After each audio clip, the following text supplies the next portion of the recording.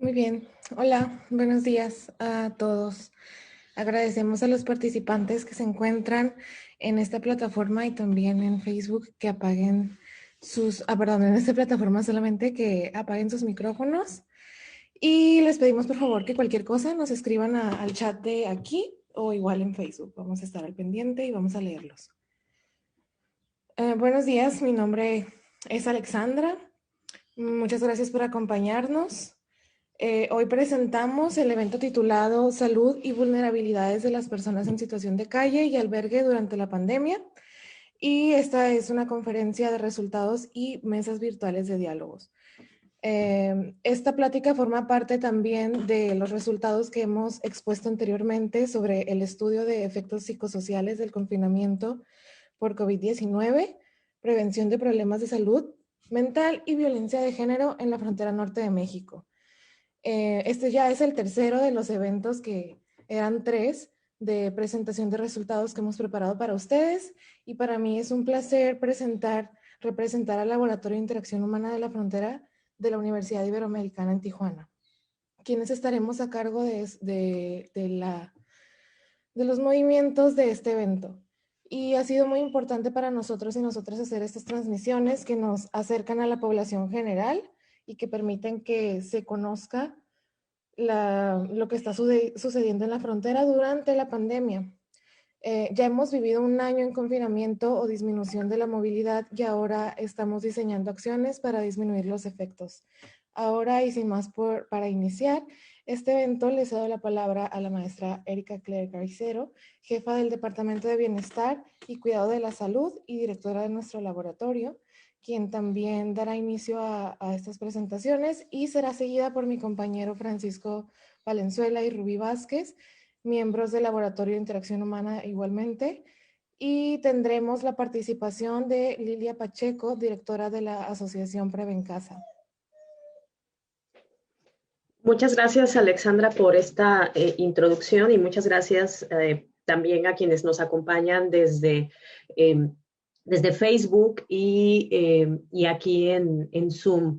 De verdad, para nosotras y nosotros es un honor estar platicándoles sobre estos resultados de esta parte del estudio, que lo que queríamos hacer era ilustrar nuestra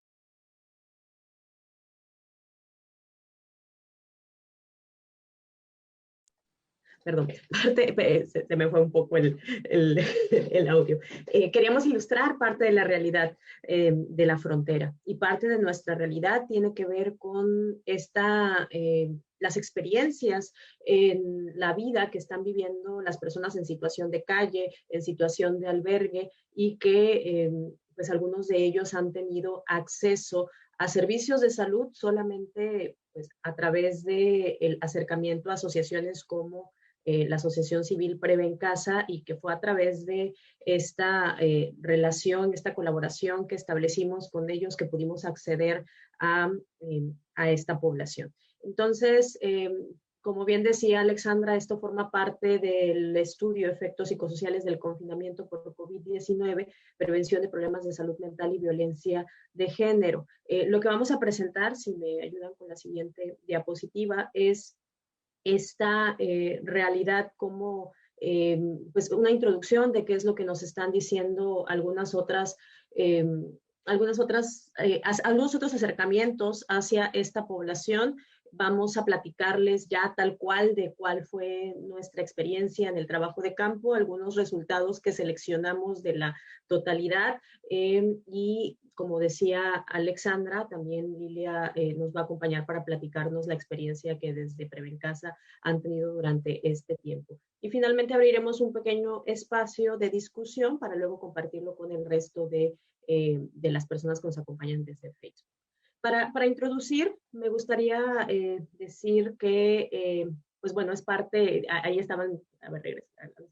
Sí, esta es parte del equipo colaborador que han estado participando que estuvieron participando desde el diseño, desde el decir, tenemos que capturar no solamente a las personas que tienen acceso a Internet y pueden contestar nuestras encuestas, sino también pues a las personas que están en alta vulnerabilidad, como quienes son personas que viven en la calle, que viven en albergues temporales, personas migrantes que siguen esperando resoluciones de asilo o alguna cita, también personas con enfermedades infectocontagiosas que continúan como VIH, hepatitis y tuberculosis, que pueden recibir atención gracias a que se acercan a asociaciones como Prevencas. Entonces estuvimos desde el diseño, estas personas que están la mayoría de quienes están en las fotografías, también se fueron integrando poco a poco Francisco, Alejandro y algunos otros colaboradores para el análisis ya de los resultados y también la preparación de este evento. La maestra Mariana, la maestra Anel, también el doctor Palacios y algunos de sus estudiantes también fueron a observar y a recolectar algunas de las encuestas con esta población. Si pasamos a la siguiente, quisiera introducir con el hecho de que el objetivo general de nuestro estudio fue justamente hacer un seguimiento y explorar los efectos que la pandemia generó y el confinamiento en el entendido no solamente de, por ejemplo, en el caso de estas poblaciones que en su mayoría no pudieron confinarse, pero que sí vieron alteradas por el confinamiento de las demás personas que estaban alrededor, pues cómo generó en parte de la población desde los inicios de los primeros meses hasta los meses posteriores, cómo transformó esas realidades, con el objetivo de entender los problemas de salud mental y violencia de género y hacer algo al respecto. La siguiente, por favor. Y partimos del hecho de que los procesos sociales influyen en los procesos psicológicos y viceversa. Entonces, que la pandemia se convirtió en un fenómeno que modificó las realidades sociales y repercutió en la salud mental de las personas y a su vez esta salud mental alterada pues modifica las realidades y esa es la premisa de la que nosotros partimos. Entonces estamos en un contexto en Tijuana que pues hay una crisis migratoria previa a la pandemia, por ejemplo. Esto se observa y se ha analizado como que es debido al endurecimiento de las políticas migratorias. Ya desde antes habíamos experimentado al menos 3 crisis en la ciudad que generaron pues mayores dificultades para la movilidad y también mayores dificultades para brindarles atención y servicios a estas poblaciones en situación de calle, alto índice de enfermedades infectocontagiosas aquí en la frontera, la saturación de los albergues, la carencia de los servicios públicos de salud, pues es parte de nuestra realidad aún previo a la pandemia. Ya durante la pandemia, los reportes internacionales nos muestran ante estas situaciones que las vulnerabilidades han aumentado, sobre todo en las personas que viven en las calles, así como de los solicitantes de asilo. Entonces, a nivel global, estamos en un deterioro y dificultades para mantener una salud adecuada, una salud mental también adecuada de las personas que viven ante estas situaciones.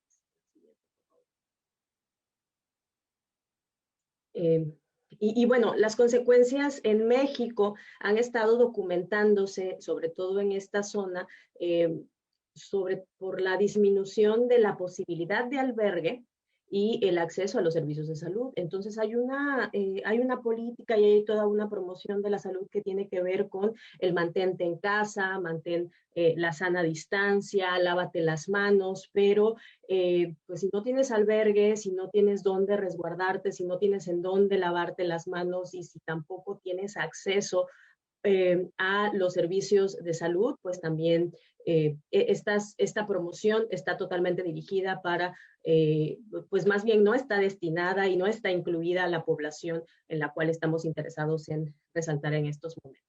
Un estudio paralelo también dentro de la convocatoria en la que nosotros estamos, de compañeros de la Universidad Americana aquí en Tijuana, este proyecto de comida calientita nos reportó durante el transcurso de la semana pasada. Ellos hicieron una muestra de 87 personas en situación de calle. También encontraron esto, que hay una imposibilidad de facto de atender el quédate en casa, ¿no? Y seguir las recomendaciones sanitarias.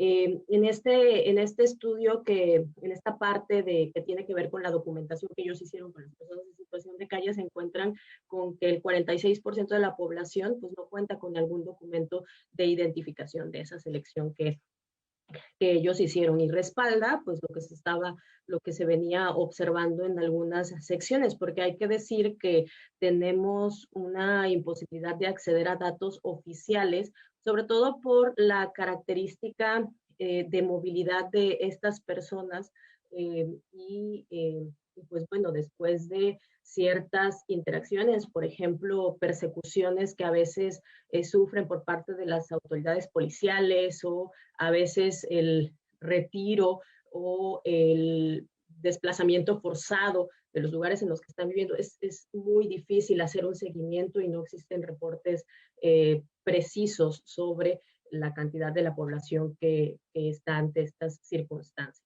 Y bueno, durante el primer año de la pandemia se han emitido recomendaciones para poder prevenir y mitigar los contagios.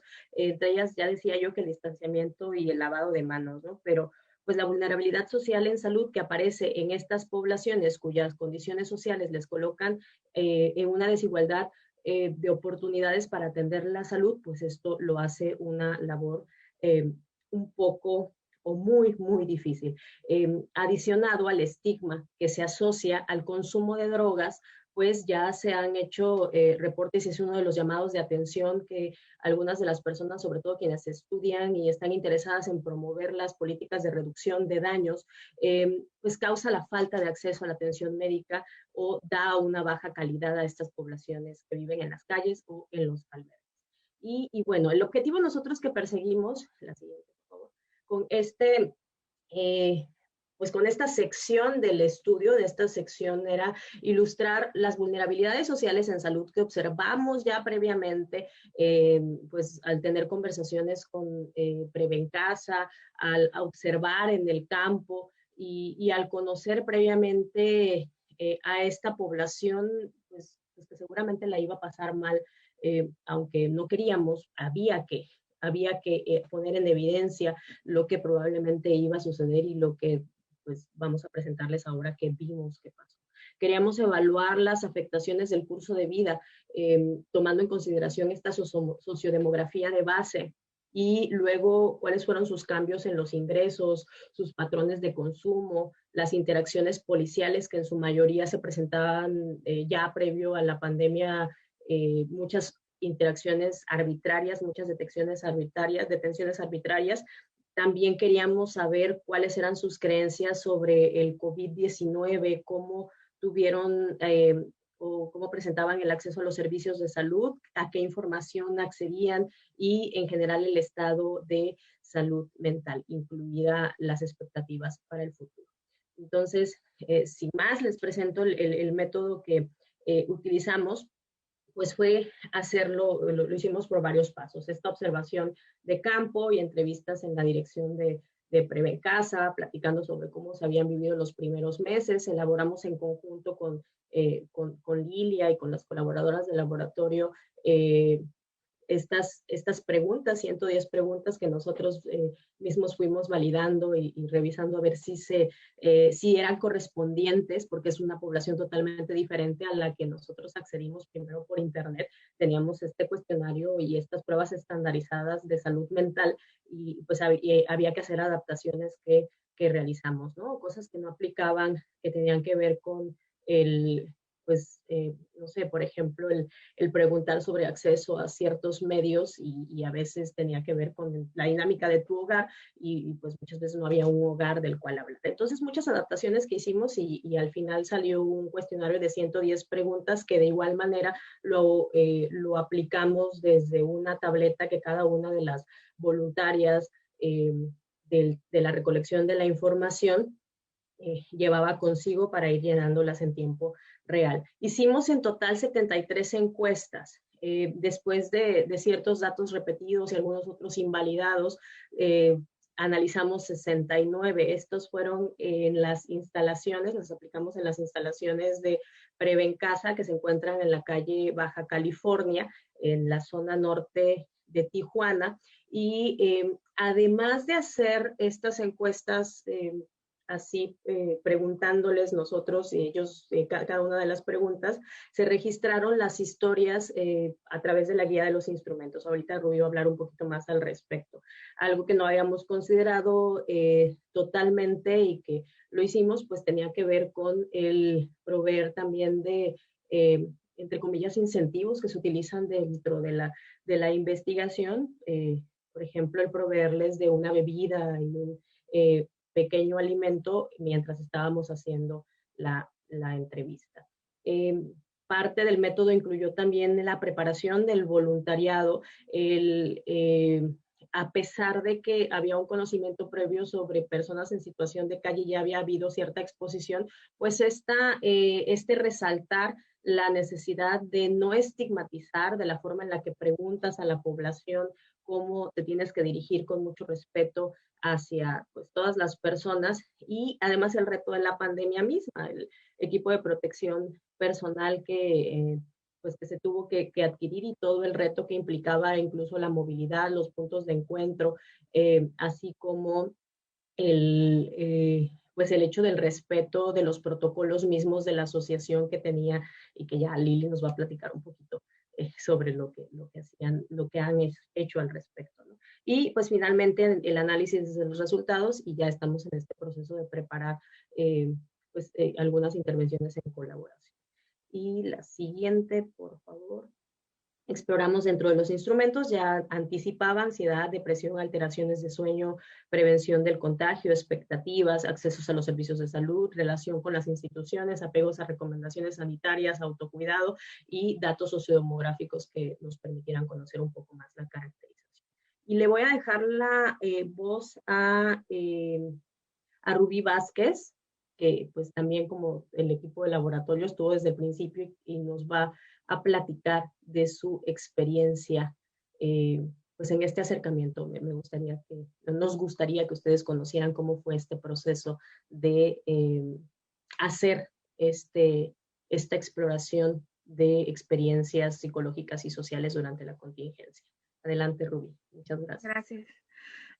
Aquí podemos ver una imagen sobre cómo era visualmente la parte del test en la online, el que fuimos aplicando a través de las tabletas o celulares que teníamos por parte del proyecto.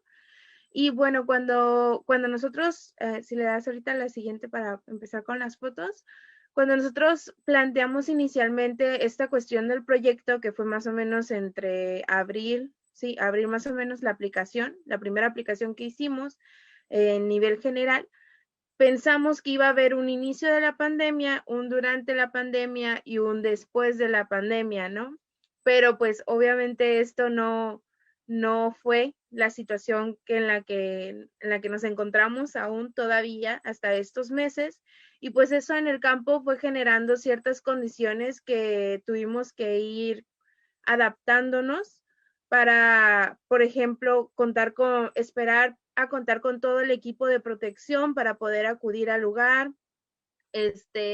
Solo un pequeño número de personas del grupo, de los integrantes, podía estar dentro de Prevencasa haciendo las entrevistas, entonces nos rotábamos turnos.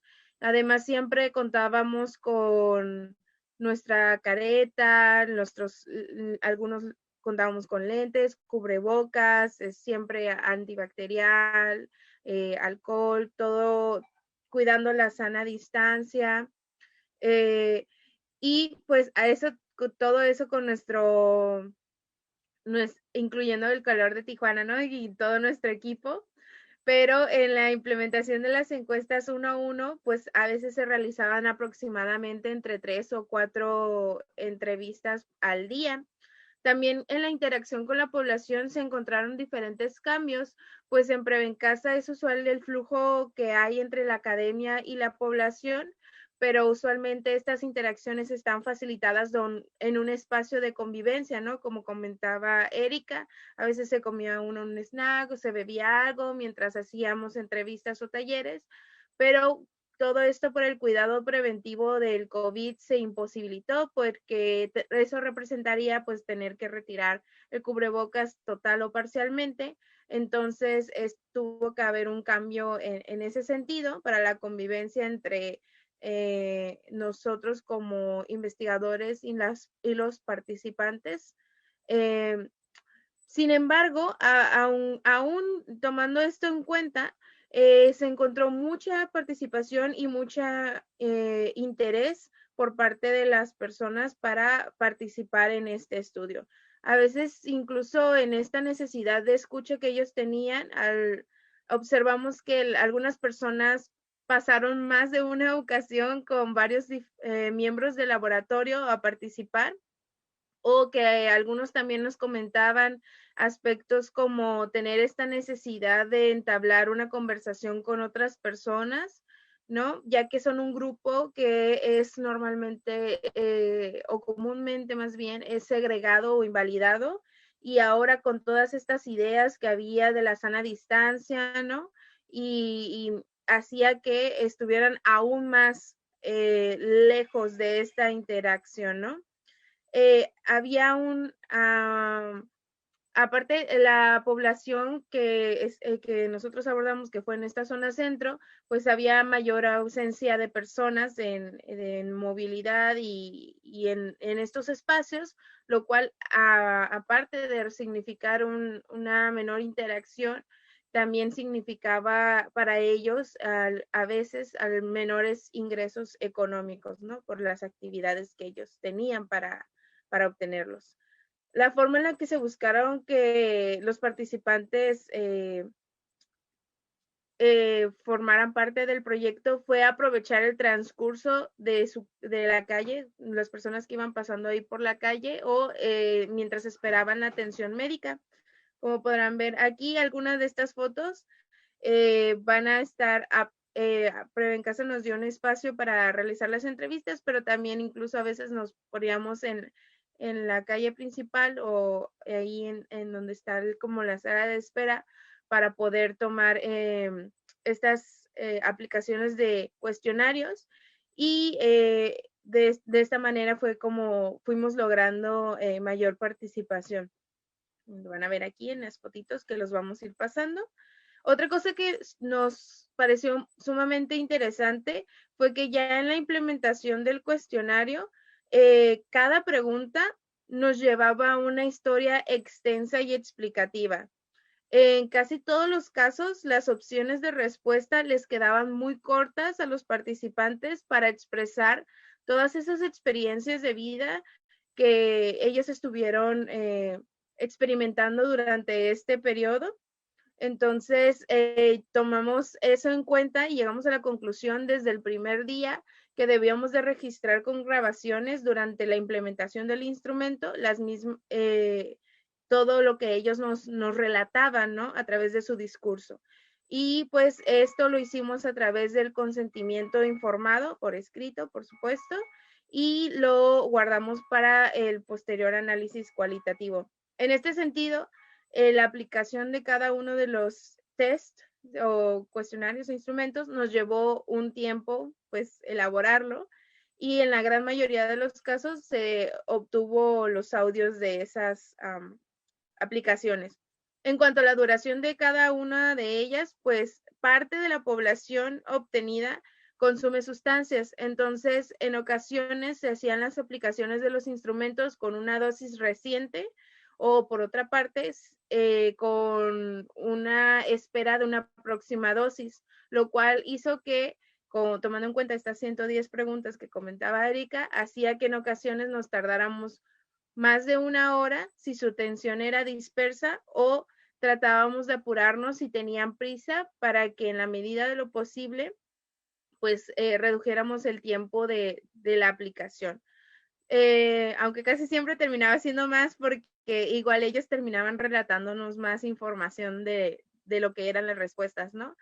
En cada aplicación siempre buscamos explicarnos en sus términos, darnos a entender exactamente lo que queríamos preguntar y apreciando mucho esta parte de que ellos nos estaban destinando el tiempo de su propio tiempo que ellos podían haber utilizado, ya sea para una actividad que les generara ingreso económico o para cualquier otro asunto personal. Y pues finalmente quisiera agregar que al final de las entrevistas las personas siempre se mostraron súper agradecidas, cooperativas e interesadas en expresarnos lo que sentían, lo que vivían, sus emociones, que no era un tema muy usual para ellos como un tema de conversación y algunos de ellos nos expresaban esto, por lo que este espacio donde nosotros les brindamos esta escucha activa sobre todas estas experiencias, a pesar de ser guiada por un cuestionario, pues les hacía pensar de alguna manera que había alguien que les importaba mucho su opinión y sus experiencias de vida y ellos nos expresaban estas apreciaciones. Y eso sería todo por mi parte. Espero que les haya ilustrado un poco de esas cosas que son no tan ilustradoras dentro de la parte teórica del método. Muchas gracias, Rubí. Ahora pasamos con la profe Erika, ¿me parece? No, vamos a pasarle la voz a nuestro colaborador Francisco Valenzuela, quien participó en el análisis de estos datos. Él entró a estas colaboraciones ya después de que habíamos hecho, pero pues justamente planteándole todo el contexto y muy interesado en las vulnerabilidades que estaban viviendo. Adelante, Francisco, muchas gracias. Hola, sí, pues les platico un poquito. ¿Podemos darle a la siguiente, por favor? Bueno, primero como los datos generales, pues el tamaño de la muestra fue de 69 personas. Pues de las personas encuestadas, hubo la mayor parte de las personas pues eran hombres, un 76%, seguidas de un 18% que eran mujeres y un porcentaje importante de personas trans, ¿no? Un 4% de mujeres trans y un 2% de hombres trans. La edad mínima, la persona con la edad mínima fue de 19 años de edad. La persona con la edad más grande o la persona mayor fue de 70 años y el promedio de edad fue alrededor de los 43 años, ¿no? El 73% dijo estar soltero o soltera y el 27% casados o en unión libre. Y pues casi todos tienen entre 1 o 2 hijos en promedio. Y hubo el caso de una persona que declaró tener 8 hijos. Este es un poquito como el contexto o el panorama general sobre el perfil sociodemográfico de la población encuestada, ¿no? Bueno, también como parte de este panorama general, se preguntó por la escolaridad de las personas y pues la frecuencia más grande o el porcentaje más grande fue el de quienes tienen preparatoria, seguido de pues la primaria con un 28%, un 17% de personas que no cuentan con ningún estudio formal, un 15% de personas que completaron la secundaria y un 6% de personas que llegaron a la universidad. Podemos dar, ajá. Respecto a la pregunta se preguntaron por algunas cuestiones como para identificar subgrupos. Hubo, por ejemplo, la pregunta de si se consideraba migrante. Hubo varias preguntas respecto al estatus migratorio. Algunas hacían referencia más a la parte legal del estatus migratorio y otras hacían referencia más al tiempo de residencia o al momento del proceso migratorio en el que se encontraban las personas. Sin embargo, la más ilustrativa consideramos fue la de si la persona misma se considera a ella misma como migrante o no migrante, porque es a partir de esta autopercepción que es como pues se manejará, ¿no? Y en ese sentido, pues hubo una mayoría de personas que no se consideran migrantes, pero sí hubo un porcentaje importante, como un 46% de personas que sí se consideran migrantes.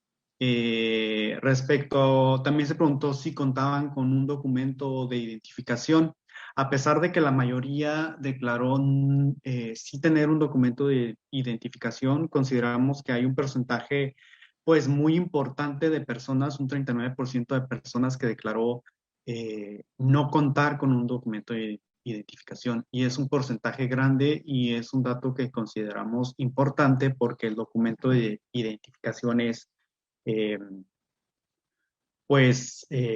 digamos, es como la puerta a todos los demás derechos, ¿no?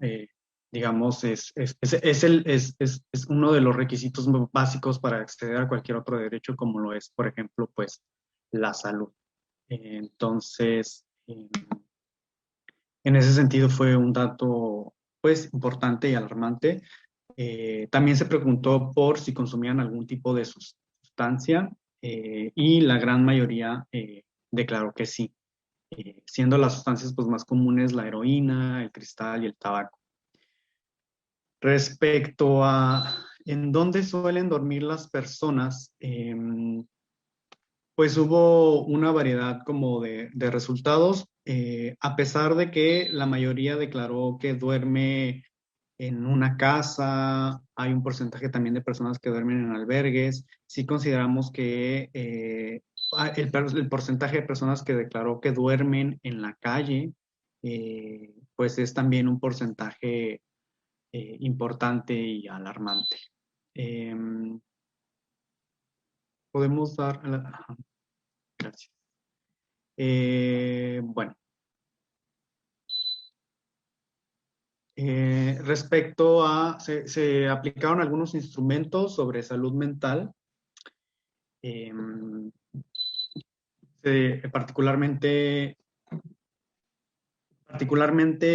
depresión y ansiedad.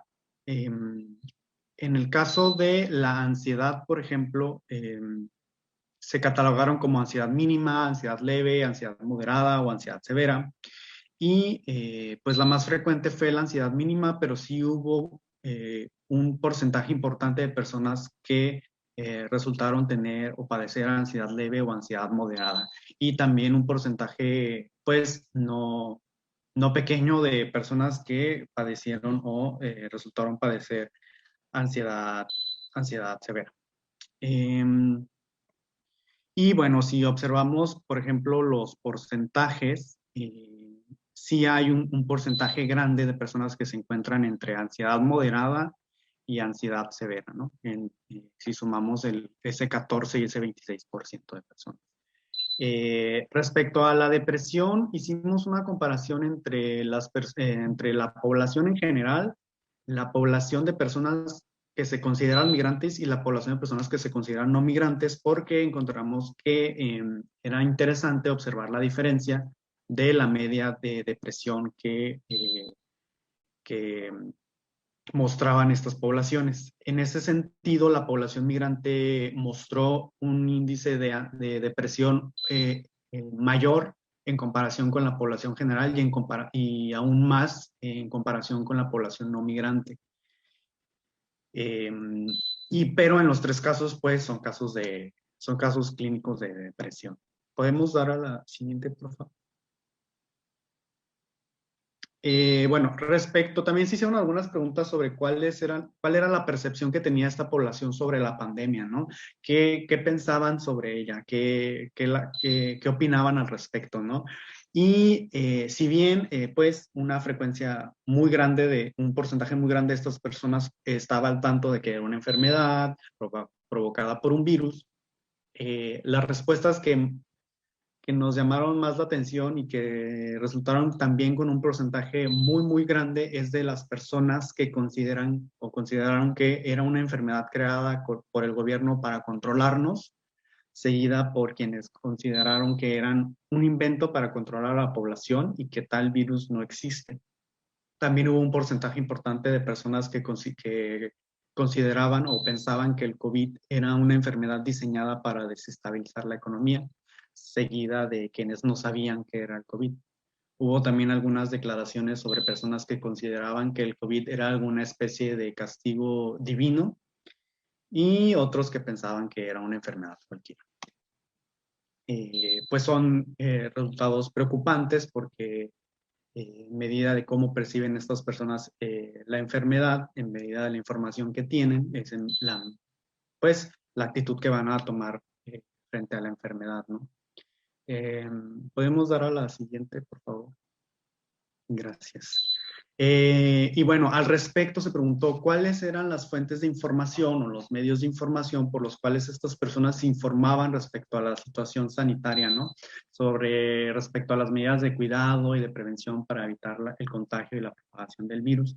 Y la enorme mayoría, pues, se informa declaró informarse a través de la radio y la televisión, seguido por porcentajes también muy grandes de personas que se informaban al respecto a través de Prevencasa, esta asociación civil, o a través de familiares o conocidos, ¿no? Seguida pues de otras opciones, pero la gran mayoría declaró informarse al respecto en estos medios masivos de comunicación o con personas conocidas o por esta organización de la sociedad civil. ¿Podemos dar a la siguiente, por favor? Bueno, también se hicieron algunas preguntas respecto a cuál era el apego de estas personas a las medidas sanitarias para conocer pues la capacidad y la disposición de hacer frente a la contingencia sanitaria. Se preguntó si estas personas tenían algún lugar en donde aislarse. Si bien el 68% de las personas declaró que sí tenían algún lugar en donde aislarse, también es un porcentaje importante, un 29% de personas que declararon ni siquiera tener un lugar donde aislarse, ¿no? Una de las medidas más básicas para la contingencia sanitaria. Y un 3% de personas que declararon que solo en ocasiones tienen un lugar. También se preguntó si las personas se mantenían aisladas del contacto con otras personas. Aquí también los resultados son interesantes porque el 38% dijo que solo en ocasiones y el 41%, el porcentaje más grande, declaró que no se mantiene aislado del contacto con otras personas. Y el 21% solamente declaró que sí se mantiene aislado, el porcentaje menor. ¿Podemos dar a la siguiente, por favor? Respecto al acceso a lavarse las manos o a algún lugar por aseo personal, también, digamos, los resultados salieron de manera similar, donde si bien en ambos casos la mayoría sí tiene acceso a un lugar para lavarse las manos o a un lugar para hacerse aseo personal, y aseo personal se entiende como bañarse, por ejemplo, también son porcentajes grandes de personas que declararon no tener acceso o que solamente tienen acceso en ocasiones, ¿no? Siendo, por ejemplo, en el caso del aseo personal, el 21% y el 6% de personas que no tienen o que a veces tienen, ¿no? Y en el caso de lugar para lavarse las manos, el 17% no tiene acceso y el 4% solamente tiene acceso en ocasiones. Si bien no son los porcentajes de mayor tamaño, son porcentajes que sí preocupan porque se trata de algunas de las medidas más básicas para evitar el contagio de COVID. ¿Podemos dar a la siguiente, por favor? Se preguntó también si estas personas evitaban tocarse los ojos, la nariz y la boca. El 41% dijo que sí, pero también hay un porcentaje importante de personas que dijeron que no. Es un 35% de estas personas dijeron que no evitaban tocarse los ojos, la nariz y la boca, y un 24% de personas dijo que solamente en ocasiones. También se preguntó por el uso de cubrebocas. El 61% de estas personas declararon que sí lo usan, pero también hay un porcentaje considerable de personas, el 38% más el 1%, que es un 39% de personas que dicen que no lo usan o solamente lo usan en algunas ocasiones, ¿no? Y otra vez, a pesar de que no son los porcentajes más grandes, sí son porcentajes preocupantes porque se trata de medidas pues que son muy básicas, ¿no? Y que son, digamos, las principales para evitar el contagio. ¿Podemos dar a la siguiente, por favor? Bueno, también se preguntó se indagó sobre el acceso a los servicios de salud de esta población. Entonces, por ejemplo, se preguntó si estas personas tienen algún problema de salud, generalmente dónde se atienden, y en este caso la respuesta fueron muy contundentes. Creo los resultados de esta respuesta fueron muy contundentes porque la enorme mayoría, casi el 40% de la población declaró que se atiende en Prevencasa, en esta asociación civil, que si presentan algún problema de salud, se atienden en Prevencasa, seguido de consultorios, clínicas o hospitales privados, siendo los consultorios a los que hacen alusión, pues los consultorios que se encuentran en estas farmacias, ¿no? Y al respecto, después siguió la opción de que no se atienden, ¿no? Y seguido de otras asociaciones de la sociedad civil. Entonces, si observamos estos resultados, nos damos cuenta que el acceso a los servicios de salud, o por lo menos del sector salud público, es prácticamente inexistente en esta población, y que la mayoría, la inmensa mayoría, la atención respecto a la salud en la inmensa mayoría de los casos recae en las asociaciones de la sociedad civil. ¿Podemos dar a la siguiente, por favor? Bueno, también se hicieron algunas preguntas para indagar la relación o la interacción que tuvieron estas personas con los policías durante la contingencia sanitaria. ¿Podemos regresarnos? Gracias. Siendo personas que pasan la mayor parte de su tiempo o incluso duermen en las calles, su interacción con las policías es muy ilustrativa. Se les preguntó si habían sido detenidos durante la pandemia. La gran mayoría respondió que sí. Y se preguntó sobre cómo había sido esta interacción con los policías a partir de la contingencia sanitaria, ¿no? ¿Cómo ha cambiado? Se hizo la pregunta de cómo ha cambiado el comportamiento de los policías durante las detenciones durante la contingencia sanitaria. Y algunas de la denuncia más común, y que vemos ahí con una inmensa mayoría, es que declararon que los policías se comportaban de manera más agresiva durante la contingencia.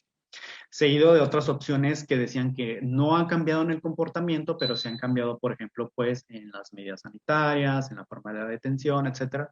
Pero la denuncia más grande fue que o la percepción o la respuesta más frecuente fue que los policías se comportaban de manera más violenta. Se hizo una pregunta en concreta sobre sobre estas detenciones, sobre algunas denuncias de los comportamientos de los policías. Las denuncias más frecuentes fue que los policías no seguían las medidas sanitarias para prevenir el contagio de COVID en las detenciones, o que los policías les agredían físicamente, o que incluso pues les robaban o les extorsionaban, ¿no? Lo cual pues también es alarmante.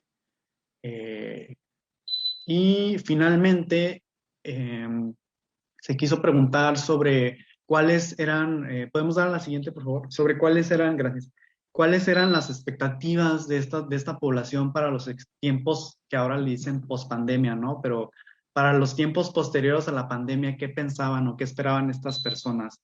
Y bueno, el 23% de la población dijo que no tiene ninguna expectativa al respecto. El 17% dice que serán tiempos iguales a los anteriores a la pandemia. El 33% dijo que serán tiempos mejores y el 27% dice que espera que sean tiempos peores a los anteriores a la contingencia sanitaria. Y bueno, pues yo les dejo con estas expectativas de la población. Muchas gracias, Francisco.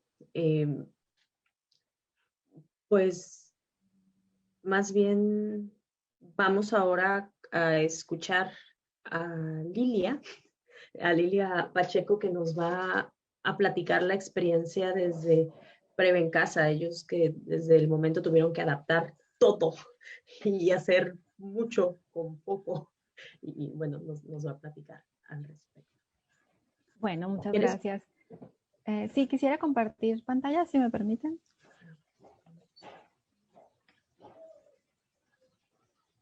Me parece que listo. Bueno, pues muchas gracias. Y felicito a Rubí, que dio una introducción excelente. Yo creo que todos los que estábamos escuchando nos fuimos para allá, nos fuimos a esas imágenes, a esos escenarios que nos estaba transmitiendo y prácticamente casi a ver a la población que se estaba estudiando. Y sí, la felicito, Rubí. Y bien, pues agradezco también a todas las personas que intervinieron para que esta investigación se pudiera llevar a cabo.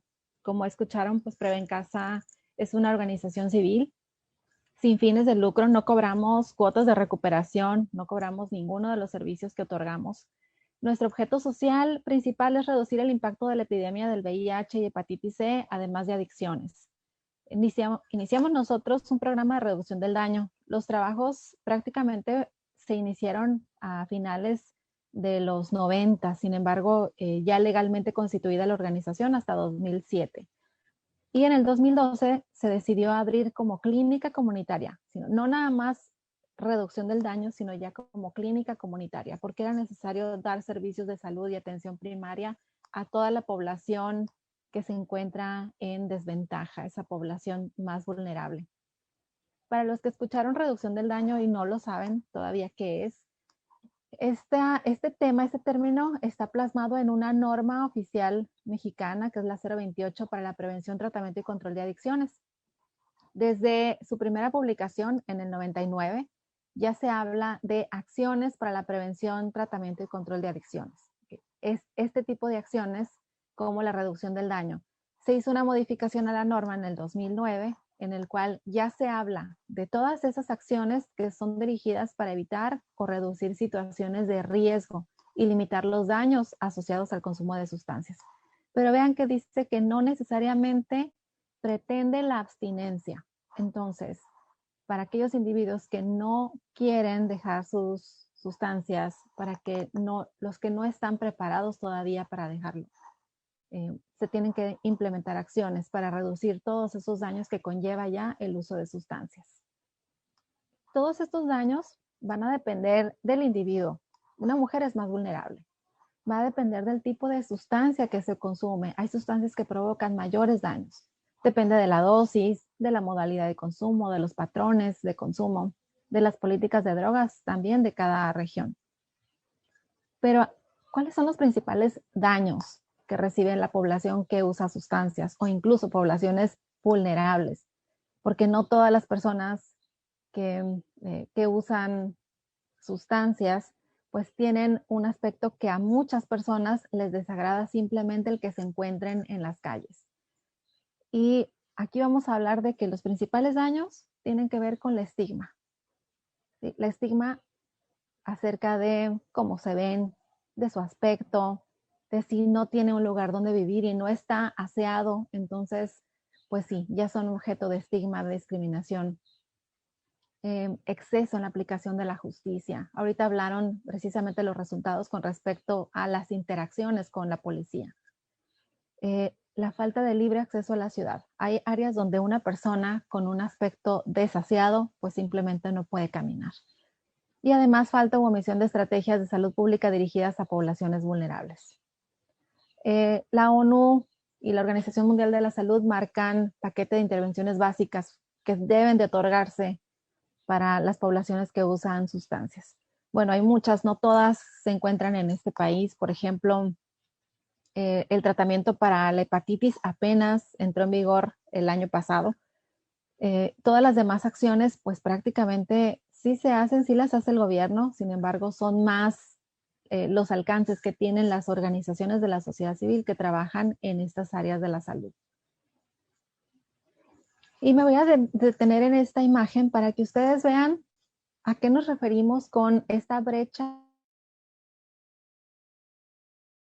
en salud para las personas, todas las personas que usan alguna sustancia o las personas que tienen por ejemplo, en un contexto de migración, los que no tienen documentos. Bueno, yo puse aquí esta imagen porque, si ven, aquí está el río Tijuana, donde inicia la flechita negra. Y ustedes saben que dentro de la canalización viven muchas personas. Cierto que muchas de las personas usan alguna sustancia, no todas.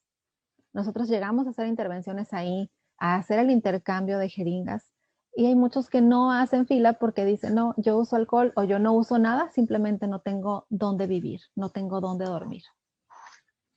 La mayoría son deportados. Ahorita les voy a presentar este resultado. Y vean entonces, nada más si tienen alguna condición de salud, lo único que tendrían que hacer es salir de la canalización, cruzar la calle y llegar a Hospital General. Si tienen alguna urgencia. Hemos llegado aquí adentro al canal y pues hay recién atropellados en la vía rápida, hay fracturados, hay lesiones severas que necesitan una atención inmediata de sus lesiones. ¿Y cuál es la situación? Pues está tan cerca el Hospital General, pero realmente está tan lejos de su alcance. Para empezar, se van a enfrentar con que al cruzar la calle o al llegar a estas áreas de por aquí, pues probablemente ya los vea pues alguna patrulla, algún policía, y ya no se les permita acceder. La otra es enfrentarse al guardia de seguridad que está en la puerta, y luego a la persona que está en la recepción del hospital. Y luego cuando entre a urgencias, este rechazo al ver una persona que usa sustancias. Primero es el regaño, primero es el ya ves lo que te pasa por usar drogas. Cuando, pues, digo, es una enfermedad, es un problema de salud mental realmente el uso de sustancias. Nosotros en la organización tratamos de centrar la atención de acuerdo a las necesidades del individuo. Y eso es lo que llama también la Organización Mundial de la Salud. Para tratar de reducir esta brecha en salud de poblaciones vulnerables, tenemos que trabajar, tanto gobierno como instituciones de la sociedad civil, trabajar para dar un enfoque individualizado. Hacer todas esas acciones en salud para que mejore la calidad de vida de las personas más vulnerables. Hay mayor vulnerabilidad cuando se trata de mujer. Si esta mujer aparte usa sustancias. Si es una mujer trans. Si realiza trabajo sexual. Si es migrante. Poblaciones migrantes son más vulneradas. Si es una persona que vive con VIH. Si la persona tiene problemas de salud mental. Y entonces así se van sumando todos estos factores que hacen más vulnerable al individuo. Y si hay contexto de migración, esta es otra situación. Ya sea la movilidad interna, hablamos de estas personas que vienen de otros estados de la República, que su primera intención fue cruzar a los Estados Unidos y que por alguna situación se quedó en la frontera. Regularmente son personas que no tienen redes de apoyo en la ciudad. Lo mismo pasa con las personas deportadas. Hay personas que llevan 6 años deportadas, 10 años deportadas y aún siguen viviendo en las calles. Así que también la migración internacional, como personas que vienen de otros países, pues todo esto incide en la salud mental. Hay mucho estrés migratorio, además todas sus determinantes de la movilidad de estas personas. Y puede ser común que tengan que usar o que necesiten para ellos, ¿no? Que necesiten usar alguna sustancia psicoactiva, que para ellos es una forma de atenuar ese malestar emocional, evadir, olvidar o no reconocerse, que esta es otra situación, no reconocerse. Ahorita Rubí hablaba acerca de que cuando estaban haciendo las entrevistas, las personas incluso querían hablar más. Les daban opciones de respuesta, pero ellos querían externar más su problemática, sus necesidades. Necesitan redes de apoyo, necesitan más atención en salud mental. Este es un estudio que formamos parte de este estudio, el Coqueando la Chiva.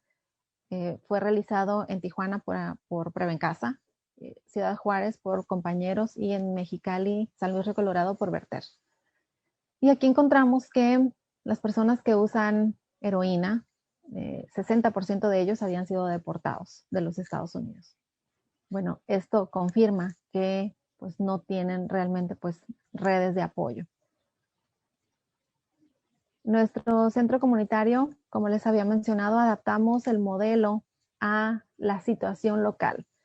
Si se trata ahora pues de un nuevo virus que está afectando a esta población, necesitamos entonces movernos, adaptar nuestro modelo de atención por seguridad nuestra, pero también para darle atención a la población. Tenemos una clínica de VIH también, en la cual apoyamos dando primero la detección, luego la consejería y la vinculación para que reciban un tratamiento antirretroviral. Tenemos esta clínica estudiantil, una clínica de curación de heridas. El objetivo de la clínica estudiantil es también empezar a sensibilizar a estos futuros médicos que van a estar en esos hospitales o en centros de salud y que ya estén sensibilizados entonces para poder atender a esta población sin el estigma, sin la discriminación. Vean todas estas lesiones. Aquí atendemos entonces todas estas heridas que se hacen ya sea por el uso de sustancias o bien por el tipo de trabajo que tienen, porque muchos reciclan materiales y pues meten sus manos, sus brazos a botes de basura y luego tienen lesiones. Muchos piquetes de araña también porque viven en la calle o duermen en la calle. Lesiones por quemaduras. Y esto es lo que les comentábamos acerca del filtro COVID. Tenemos nosotros los consultorios, obviamente estaban instalados estos consultorios, pero tuvimos que sacarlos al aire libre, poner carpitas, poner una estación de lavado de manos, informar a la población acerca de este nuevo virus, porque aunque en el resultado que nos estaban mostrando hace unos minutos, decía que sí muchos se habían enterado de este COVID-19 por medios de comunicación, por televisión. Si nosotros hablamos con las personas en situación de calle, pues realmente se les dificulta mucho tener acceso a medios de comunicación.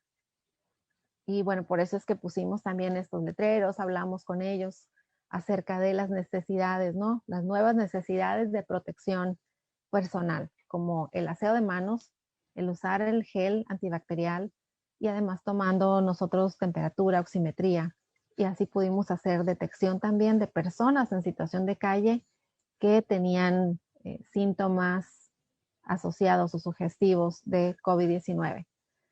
Y entonces, en colaboración con Secretaría de Salud, se instaló este albergue para personas vulnerables, en el cual pudimos ingresar personas que aquí detectamos y personas que estaban en situación de calle con uso de sustancias aceptaron también que nosotros hiciéramos la gestión para un tratamiento de sustitución de opioides. Es decir, para evitar que tuvieran el síndrome de abstinencia en su periodo de aislamiento por COVID-19. Ese es un factor importante. Si llegan al hospital y si necesitan quedarse internados para algún procedimiento médico, a las 24 horas de su última dosis de heroína o sustancias similares, van a tener el síndrome de abstinencia. Y este síndrome, ellos lo definen como la peor gripe que te haya dado en la vida, con dolor de huesos como si tuvieras fracturas. Muchos de ellos no pueden ni moverse. Entonces, para ellos son síntomas tan severos. Y además asócienlo a una diarrea también, una gastroenteritis, el dolor de estómago. Entonces ellos tienen temor a estos síntomas. Y por eso es que deciden no ir al hospital. Dicen, no, prefiero no ir, prefiero no atenderme porque no me van a tratar los síntomas de la abstinencia. Y bueno, esto comprueba entonces que si todas las personas que enviamos al albergue aceptaron el tratamiento de sustitución de opioides y pudieron concluir su periodo de aislamiento, entonces esto confirma la necesidad que tenemos por parte de gobierno, ¿no? Que puedan proporcionar este tratamiento para el síndrome de abstinencia.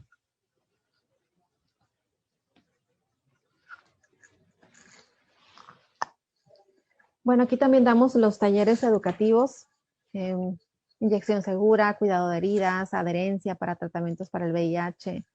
Enfocamos también acerca de las sustancias que se están consumiendo en la región. Tenemos también publicaciones acerca de las nuevas sustancias que están en circulación. Y además sacamos nuestros equipos, ya sea el equipo de salud, el equipo de reducción del daño, a estas comunidades que se encuentran pues tan rezagadas, tan limitadas de servicios de salud. Por ejemplo, ahorita les mencionaba, ¿no? La canalización del río. Y otras áreas, callejones, donde pues regularmente pues ahí es donde duermen. Por eso en las encuestas decían que a veces tenían un lugar donde dormir, porque a veces pueden ingresar a algún albergue, de esos que les cobran 20 pesos por noche solamente. Y si no tienen ese dinero, entonces, o no tienen para un cuarto, pues se resguardan en algún callejón o en algún lote baldío, o bien pues dentro del canal. Y vean cómo estamos dentro del canal, vean cómo a ellos les interesa su salud. Sí les interesa. Muchos pensarían, no, pero es que realmente parece que no se cuida, parece que no le interesa estar bien. Pues vean cómo hacen fila para recibir un equipo de inyección segura. Hacen fila también para una prueba de detección de infecciones, o para atención médica, o para curación de heridas. Vean cómo estamos curando heridas prácticamente pues ahí en el suelo, pues no, son personas que realmente no pueden salir de esta canalización. Y acerca de los policías, estos deberían de ser nuestros aliados también, porque si cuidamos a poblaciones en situación de calle, pues también los estamos cuidando a ellos. Entre menos infecciones tengan las personas, también ellos van a estar en menor riesgo. Entonces, tratamos de hacer talleres con seguridad pública, nada más que la pandemia pues nos limitó esas actividades, pero pues sí nos damos cuenta, ¿no? Nos damos cuenta que pues la mayor vulneración a sus derechos pues es ejercida precisamente por seguridad pública. Y bueno, también damos talleres en colaboración con algunas otras instituciones para prevenir y tratar sobredosis. Nuestro lema es apoya, no castigues. Y en conclusión, pues debemos garantizar el derecho a la salud de todas las personas, independientemente de su condición, independiente de su estatus migratorio. Son cosas que se tienen que cambiar en nuestro país, porque no puede ser posible que una persona por no tener un documento no pueda recibir atención a algún problema de salud. Y bueno, eso es muy importante. Tenemos que reducir la brecha en salud de todas las personas con necesidades de atención prioritaria y poblaciones clave, que para ONU-SIDA y la Organización Mundial de la Salud, una población clave para el VIH precisamente es población migrante, población que usa drogas, y además de otras poblaciones como las que realizan trabajo sexual, mujeres trans, hombres que tienen sexo con hombres. Entonces, sí tenemos que trabajar en esto, en reducir la brecha. Y este estudio que nos acaban de presentar, estos resultados del estudio, pues confirman todas esas necesidades de atención que tiene la población más vulnerable de Tijuana.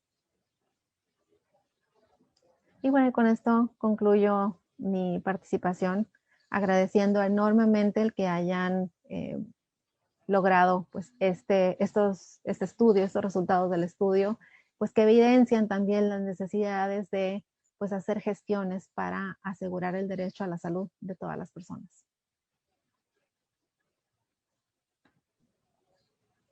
Pues muchas gracias, agradecemos muchísimo todo lo que nos compartes, es muy importante pues difundir esta información para que la gente también esté consciente. Y pues ahora vamos a la conclusión general, le damos la palabra a la profesora Erika. Muchas gracias, Lili, muchas gracias a las presentaciones que me antecedieron. Estos resultados y tanto la experiencia de Prevencasa con la atención a estos grupos de personas ilustran la exclusión en el sistema de salud a la que se les ha colocado a las personas usuarias de drogas, a las personas migrantes y bueno, pues que al fin y al cabo se está excluyendo a seres humanos. También se muestra que siguen siendo las asociaciones civiles con ningún presupuesto o muy poco presupuesto las que se hacen cargo de atenderlas, durante esta crisis se ha puesto en evidencia, que ha sido gracias a estas intervenciones de las asociaciones civiles por quienes pueden sobrevivir y seguir manteniéndose. En general, hemos observado que no existe confianza de estas poblaciones hacia las instituciones y también se perciben excluidas de ellas, como fue la ilustración de la cercanía hacia el Hospital General y de donde por la experiencia de sus compañeros o de ellos mismos se autoexcluyen o no reciben esta atención, ya sea de salud y también en el caso de seguridad, pues la perciben como si estuvieran en contra suya y han vivido algunas experiencias de represión por parte de ellos. La atención a esta población durante la pandemia, creemos, todo este equipo que nos encontramos aquí, que deberá colocarse en la agenda de salud pública de manera seria.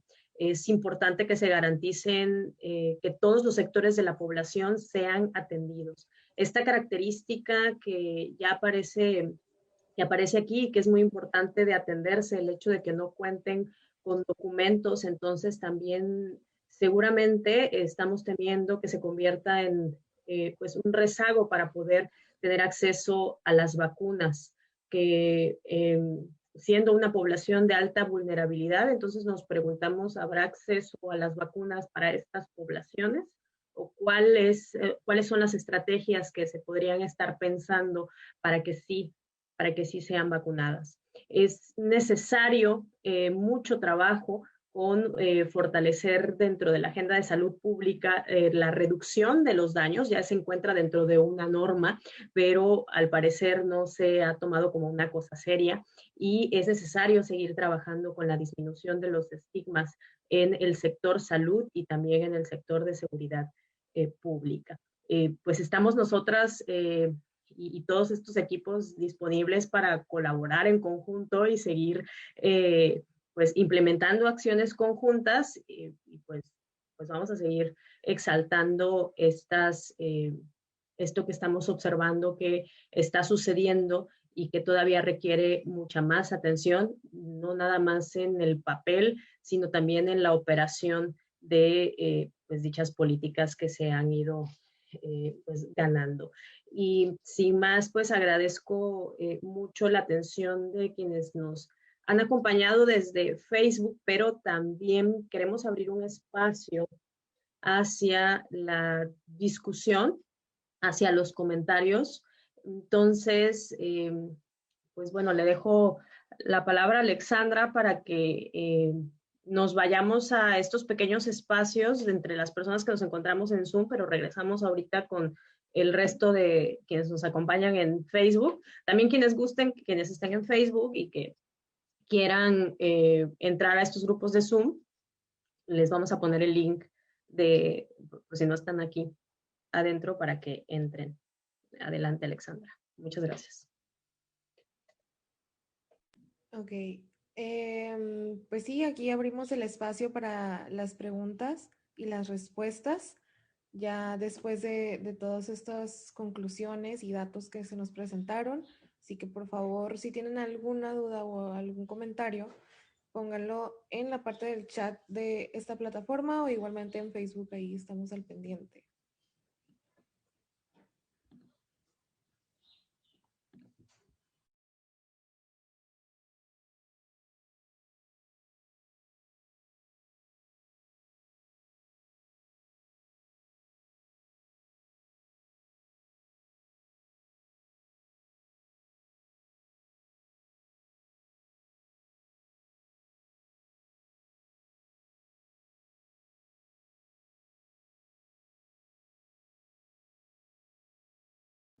Bueno, al parecer... Ah, mira, aquí tenemos una pregunta. ¿Cómo fue, este es para Prevencasa, cómo fue la experiencia de transición a dar el servicio en los inicios de la pandemia? Y también preguntan para el equipo del laboratorio, ¿cómo fue la experiencia? Bueno, si quieren, primero vámonos con la de Prevencasa, para no confundir. Ok, bien.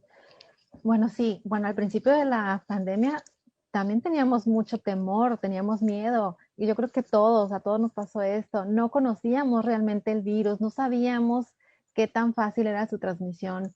Entonces, lo que decidimos hacer fue hacer dos grupos, dos equipos de trabajo.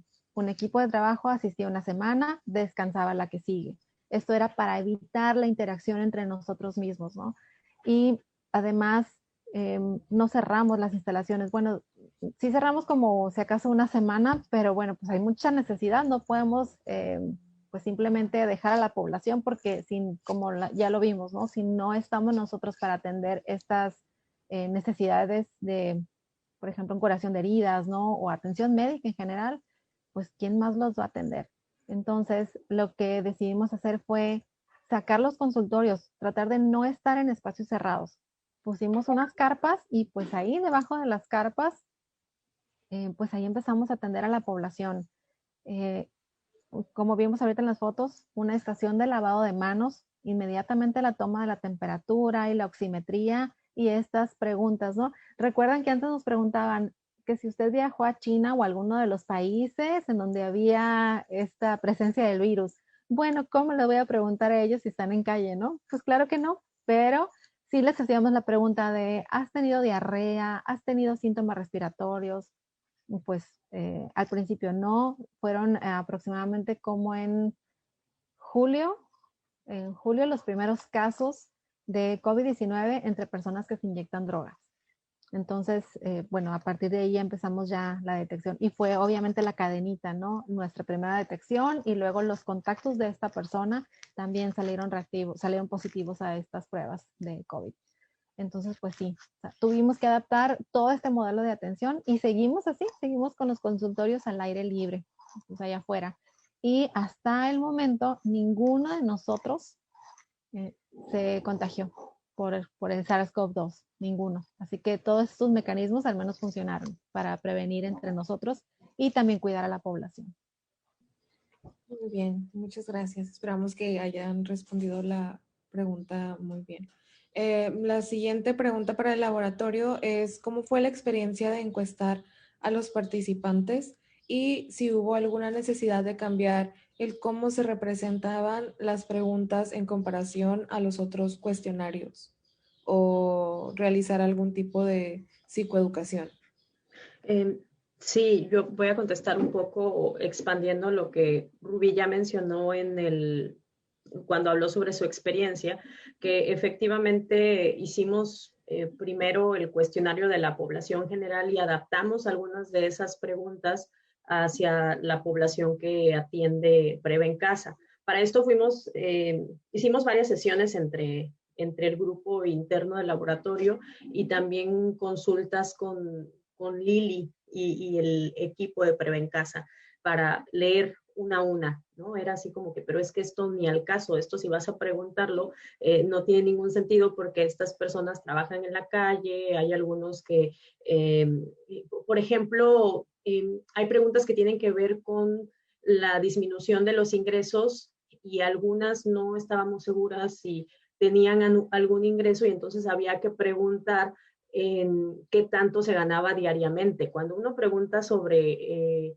saldos fijos o sueldos fijos, perdón, pues para nosotros a lo mejor que tenemos algún empleo estable es fácil, pero para las personas que viven en situación de calle, por ejemplo, si limpian parabrisas o si hacen mandados, si recolectan algún dinero de alguna otra manera, pues es diferente la realidad. Y entonces sí hubo muchas adaptaciones que hicimos en el cuestionario porque, por ejemplo, también los otros cuestionarios eran autoaplicados y nosotros lo aplicamos y teníamos que utilizar el mismo lenguaje. Yo creo que en ese sentido, pues sí fue un proceso de psicoeducación interna, entre darnos cuenta si verdaderamente estábamos preguntando lo que queríamos preguntar y si nos estaban entendiendo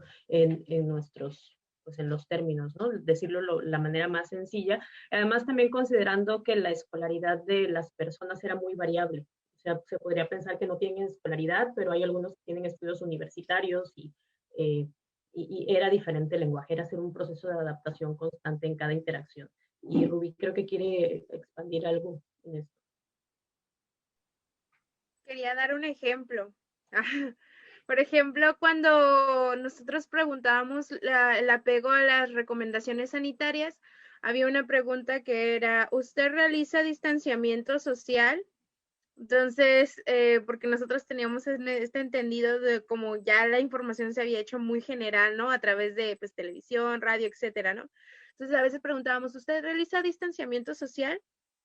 Y nos decían, sí, no, pero como que hacíamos más preguntas como, ¿y cómo lo hace? O así, ¿no? Y ya después ellos nos daban como su entendimiento de distanciamiento social y a veces coincidía, a veces no coincidía, pensaban que era otra cosa, como esta situación de que la sociedad se distancia de ellos, más o menos así, como entonces, ya después como que veíamos que no era el concepto que tenían, ya les decíamos, el mantener 1 metro de distancia entre una persona, ¿usted lo realiza?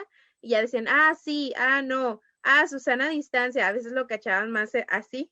Y yo, ok, y ya era como algunas de esas cosas que hacíamos la pregunta, pero también hacíamos como la explicación de la pregunta o ejemplos de la pregunta para que hubiera un mismo lenguaje.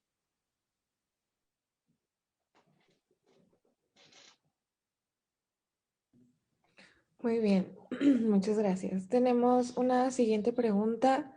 Me imagino que es para el laboratorio. Dicen, ¿saben si el discurso que daban en las preguntas del cuestionario afectaban los resultados cuantitativos?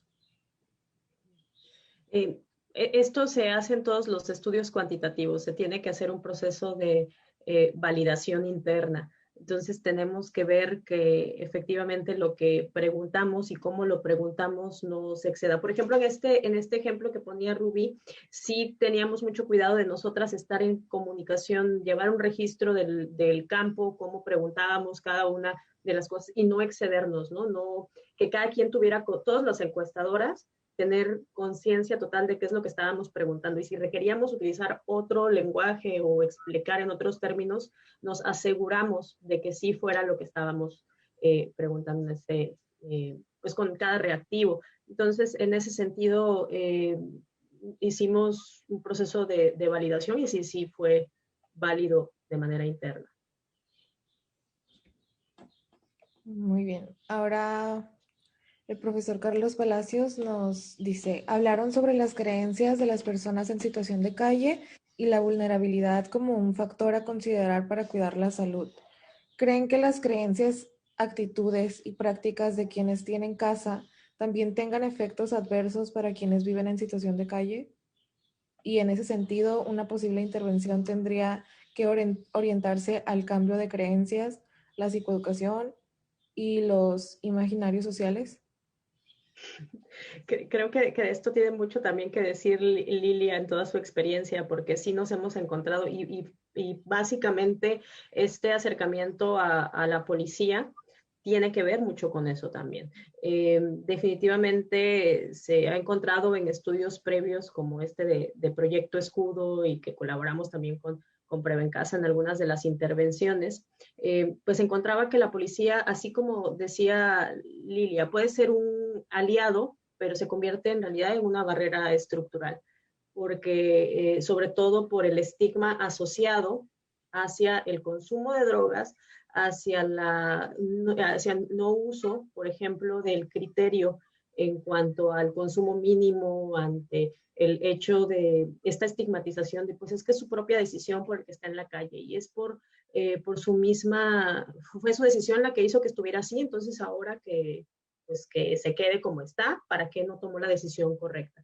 Entonces sí tiene mucho que ver, así como, como se desplazan las instituciones y a las prácticas tanto de los prestadores de servicios de salud como de las personas que se encargarían de cuidar, pues de proveer seguridad. Pues no es sí hay una representación institucional, pero también está asociado a las creencias individuales. Entonces sí hay esta búsqueda y ya hubo una política aquí local en algún momento en el gobierno en el que en el que fue la creencia, lo que tenemos que hacer es rehabilitarlos a todos y con eso vamos a eliminar el problema. Y a lo que recurrieron en ese entonces fue al proceso de pues privación de la libertad de las personas, se las llevaron y las metieron forzosamente a centros de rehabilitación. Y pues quienes sabemos un poquito de cómo funciona los tratamientos en contra de las adicciones, pues entendemos que casi es un fracaso seguro el forzar a alguien a que inicie un proceso de rehabilitación. Entonces, sí hay muchas, así como decía Lili, ellos mismos tienen, ahorita nos va a platicar, bueno, si gustas, Lili, que han trabajado con la comunidad aledaña, porque también nosotros en el campo observamos cuando estábamos ahí que sí hay esta tendencia pues, de algunos grupos vecinales a ver como que, híjole, pero es que les están dando jeringas, entonces están haciendo que se droguen, ¿no? Y sí se ha trabajado mucho al respecto, pero sigue habiendo necesidad creemos que con una política nacional en el que haya un enfoque de reducción de daños, podría transformarse esta visión en la sociedad, pero pues no ha llegado todavía en la operación. No sé si quieres comentar algo más. Sí, gracias. Bueno, les adelanto un poquito también acerca de un estudio que hicimos la semana pasada. Hicimos pruebas de SARS-CoV-2, tomamos muestras con un hisopo nasal y también muestras de sangre. Y bueno, y un pequeño cuestionario. Y también estábamos evaluando creencias y actitudes hacia el nuevo virus, hacia el SARS-CoV-2. Y la población que participó era población pues de todos los niveles. Eran mujeres y mujeres trans principalmente, pero de todos los niveles socioeconómicos con o sin adicciones. Y tenemos unas respuestas muy similares. Dicen que no creen el virus. Algunas les preguntábamos si, bueno, algunas respondían a la pregunta de si se va a vacunar. Y dice, pues sí, pero creo que el virus es una estrategia de los gobiernos. Entonces, así como entendemos que hay diferentes actitudes hacia este virus, ¿no? En todos los niveles socioeconómicos, lo vemos en redes sociales, vemos muchos mitos también, muchas creencias, y de estas personas que sí tienen casa, claro que van a afectar a las personas en situación de calle, porque si aquel que tiene casa, aquel que tiene una mejor solvencia económica, no se cuida a sí mismo, no tiene todas esas medidas de protección, pues claro que también van a afectar a esas poblaciones en situación de calle. Así que sí, pensábamos que solamente era en esas personas que muchos no tienen una educación, muchos no saben leer, muchos hablan inglés, aunque no saben leer ni escribir, pero hablan inglés. Entonces, sí pensábamos que pues solamente ellos tienen ciertas creencias y no se cuidan, pues no, realmente aquí nos damos cuenta que esto va en todos los niveles socioeconómicos, con o sin casa.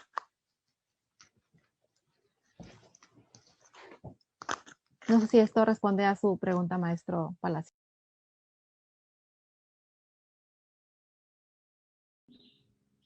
Muchas gracias por las respuestas. Ahora pasamos a los grupos y pues volvemos en un ratito a esta sección.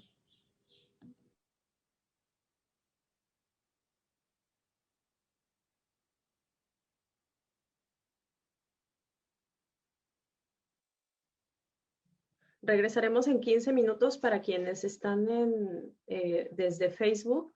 Vamos a tener unas pequeñas conversaciones en breakout rooms de Zoom. Quienes estén interesados en integrarse a ellas pueden escribirnos en el chat y ahorita les vamos a pasar el link por si quieren también integrarse. Ahorita nos vemos.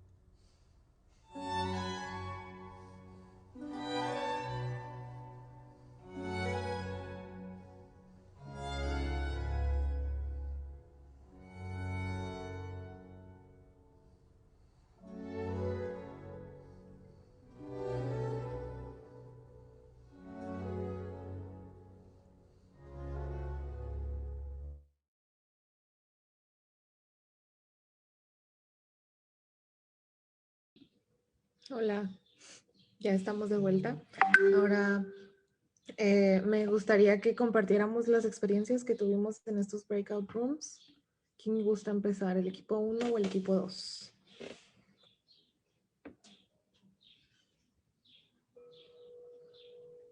Yo ni sé qué equipo era. No me fijé en el número. Es el 2. Digo, Yo perdón. ¿El 1? Ah, ok, perfecto. Ah, bueno, pues nosotros empezamos de una vez para que ya les quede el resto del tiempo a ustedes.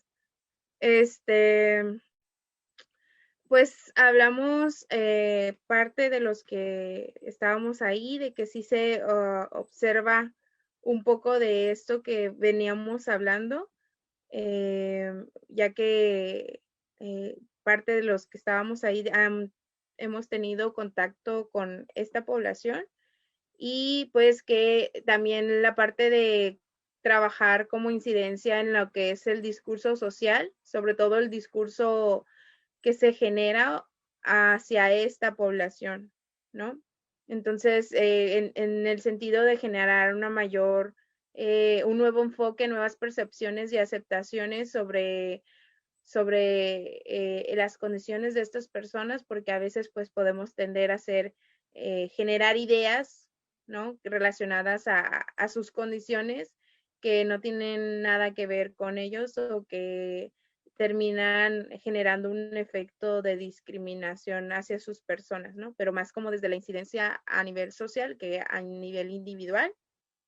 Y que nos comentaba también una de los integrantes que para la intervención, pues justamente si observábamos como esta dificultad de el acceso a la información, el utilizar campañas o instituciones que ya quieran trabajar con esta población o que ya trabajen con esta población para poder, pues, bajar parte de la información, ¿no? A estas poblaciones.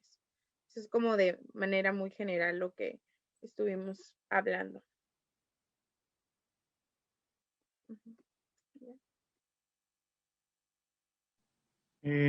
Pues nosotros también estuvimos como reflexionando como por el mismo canal, ¿no? Hablábamos por un lado de cómo nosotros y nosotras mismas a veces somos también culpables, ¿no? Al estar como tan desensibilizados, como insensibles respecto a la presencia de estas poblaciones, cómo a veces las convertimos ya en casi, casi como parte del paisaje urbano y como que les deshumanizamos de alguna manera, ¿no? Entonces, eh, cómo desde allí empieza como todo el proceso de estigmatización que después tiene consecuencias como muy, muy, muy fuertes o muy concretas como las que compartimos hoy en los resultados que vimos. Y respecto a acciones que podamos emprender, pues creemos también que por ahí va, ¿no? Justo esta estigmatización es un elemento crítico porque pues es algo que caracteriza, decíamos, muy particularmente esta población, ¿no? Que se cree que ellos y ellas son culpables de su propia vulnerabilidad, ¿no? Que son culpables de lo que le pasa. Y como esta percepción o esta concepción se expande o se extiende no solamente en las personas en la calle, sino en los policías, en los trabajadores del sector salud, en las instituciones. Comentábamos también incluso en las mismas asociaciones de la sociedad civil cómo se extiende esta estigmatización sobre estas poblaciones, ¿no? Entonces, en ese sentido, por ejemplo, el trabajo que compartía Lili sobre Prevencasa decíamos que era pues muy fundamental y muy importante, ¿no? De sensibilizar, etcétera.